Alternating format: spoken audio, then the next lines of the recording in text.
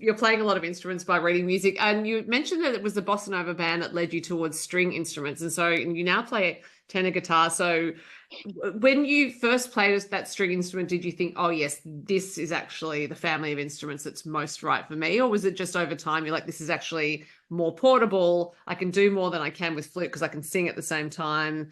So, was it more? It was more like I'd go to parties and I love jamming. Like my favorite thing is to sit around a campfire and jam. And we did a lot of that in Canberra with the Bossa Nova crew and then generally with the other guys as well. Because everyone in Canberra doesn't really have a lot of family there. A lot of them are inputs from elsewhere. So you socialize with your friends a lot. And people are so shy to kickstart a sing along. And you can't sing along if you're playing flute. So I'd be waiting at these jams for someone to start to sing. And I'm like, you know what? I'm going to learn to play a string instrument so I can start to sing along. So that was my motivation. And also, I didn't at that point sing very well. And I also had some, negative like thought comments from my dad basically saying, you should stick to brass because it's easy to tune. You're either on or you're off, So he kind of dissuaded me from string instruments and singing altogether. And at that point, I think maybe now I'm 30, I'm just like, who cares? I don't even care if I sound bad. I just want to hear people singing. And some of these really good musicians won't start till someone else starts. It's almost like you have to be the person who goes, okay, I don't mind being bad, and someone good joins in and you can like let them take over. Yeah. I do think your dad might have had ulterior motives, though, telling you to not sing. He wanted to keep you in the lane he In the developed. band. Yeah, Yeah. exactly. He had bad experiences with strings and guitar back in Czech as well, but to do with strict teachers and always being late and all sorts of other excuses. So I think he thought, no, don't go down that path. Just pick something that's really, he's a very logical, practical kind of guy. So I do appreciate what I learned from him. But yeah, he doesn't see all the possibilities and the craziness and yeah.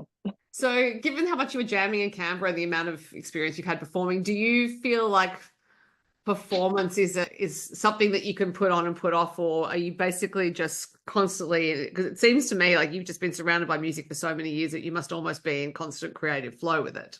Performance though feels very different from the creative side of creating the music for me though. Like when we are performing, I'm so focused on interacting with the audience in an authentic way that I can't go into my head about what other possibilities there are.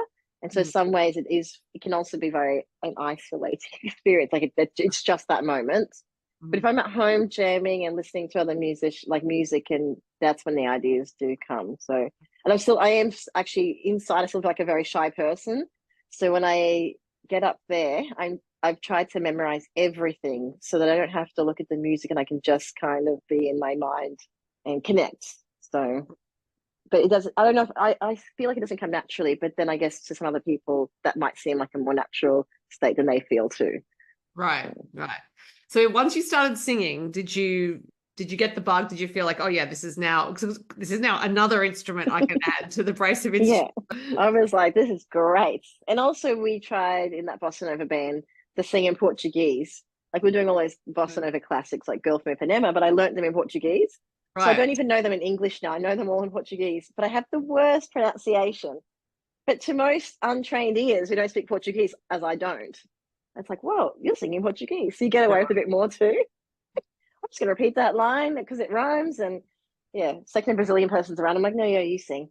But I kind of struggled along. I don't think I was very good with pitch and being shy. I kind of tried to sing very gently. And I had really nice encouragement from these guys in Canberra. And it was like they were really happy to celebrate the natural sound that your voice has, including those nuances where you're warbly or pitchy, because Mhm. it gives this music a real sense. And actually, now that it's been years since we've really played together, I appreciate that the confidence they gave me so much more. Like one said, don't get lessons, you'll ruin what's special about it. I have gotten lessons since though.